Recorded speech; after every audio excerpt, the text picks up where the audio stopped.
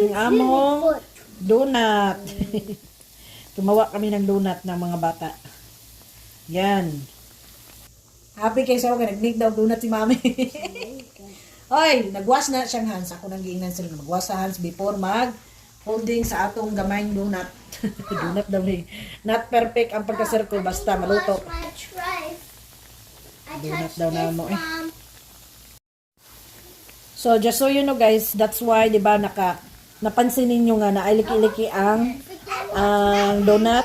Supposed to be, this one is for binangkal ingredients. But, para fun looking na tingnan ng mga bata, so, sinishape ko siya na donut. So kung binangkal pa ni katong circle, di ba, butangan mo na itong sesame seeds, wala na ako siya butangin sesame seeds kay para kuan jud ba nga marag donut.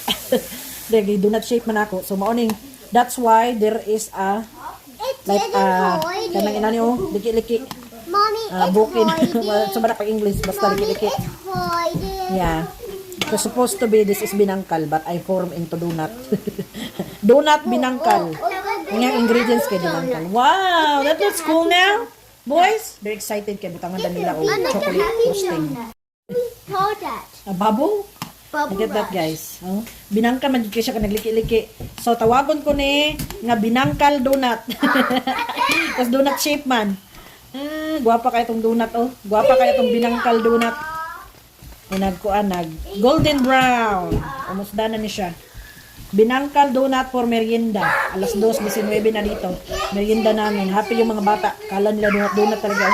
Pero masarap din naman to kasi sa binangkal naman to na ingredients. Yan, balhin na nato. Butang ko din ako.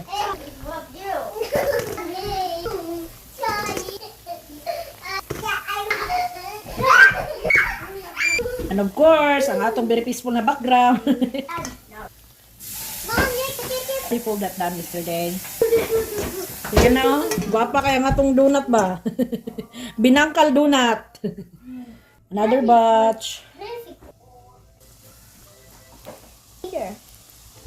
What do you call those? What? What do I call that? Mommy call this binangkal donut.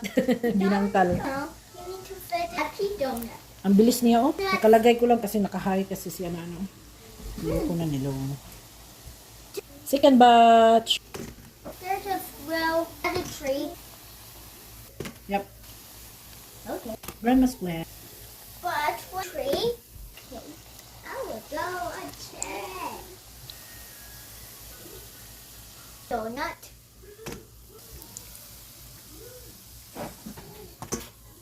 Yan. Donut binangkal.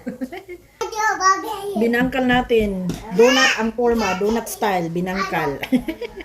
Yan siya. Kaya nagliki-liki kasi for binangkal. Sana to supposedly. Pero kinorn ko ng donut kaya yan. Hindi ko rin nilagyan ng sesame seeds. Lagyan ko ng sugar.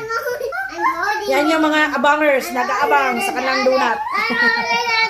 So ito guys, nagawa ako ng chocolate glaze. Pang glaze lang. Tapos ito na yung donut natin Binangkal to siya guys again and again. Binangkal to siya na dough na ingredients. Tapos shinape ko lang siya na donut shape. That's why mayroon siyang crack. Because supposedly, di ba yung binangkal may crack. Pag circle siya may cracks. Tapos may sesame seeds.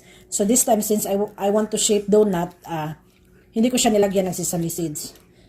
What do you think, Mr. Matias? Good. The good? Yeah. Thumbs up, thumbs down. Thumbs up. So ito yung namin guys, merienda. Naisipan ni Mother. Alas 2:30 pa ng hapon. Let us see, what's Ezekiel think? Are you sure? You don't lie? No lie? Or you just want to thumbs up so mommy won't be sad if it is not good? It's okay. You just say be honest. If it is not good, it's fine. Not good or good? Good. Okay. Thank you. So, successful ang ating binangkal donut, guys. So, saan ka na? Siguro na yan.